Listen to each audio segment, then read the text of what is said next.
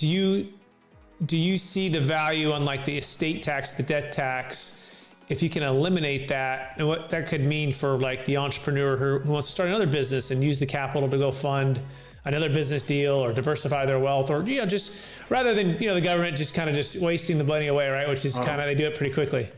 That is really good insight, first of all.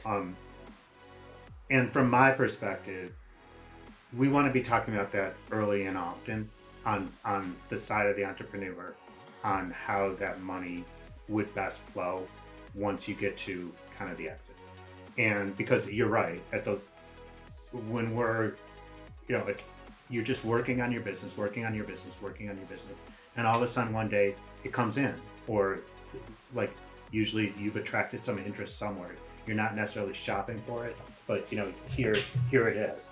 And then a lot of times, it's like private equity or roll up or something like that, where they have set terms on how they want to do the deal. And so you have to work really quickly to work inside those terms. And then again, we're looking at like, is there going to be some issues here we're immediately starting to kick the tires of the business and say, all right, well, we didn't do this, we didn't do that, and start like patching it up, and also doing a kind of a marketing, investor relations, almost kind of marketing to say, oh, everything's fine.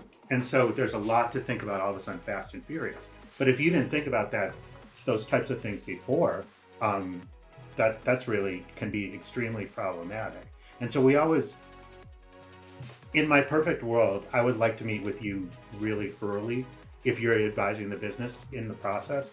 So we always have that kind of like, it's almost like a tag team approach, because we know that usually if it's private equity, etc., they're going to try and, they already took your tax considerations into account, and we're going to try and pay ordinary income, capital gains, long-term capital gains, if possible, at a 20% rate. And so that's kind of a given. But then what happens then is really, number one, not what I do.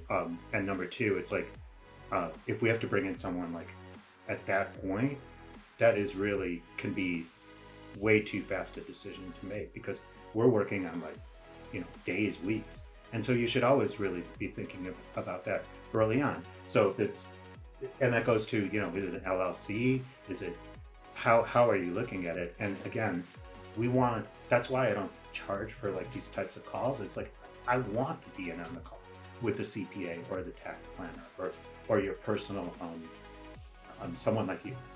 It's really important that I understand where you're coming from, and it's essential. Or I'll bring in my own tax person, but keep in mind that that's very expensive to bring in a tax attorney. And a lot of times, again, they do charge many of the times to sit on those calls, because that's what we do. And so we'd rather have someone like you, honestly.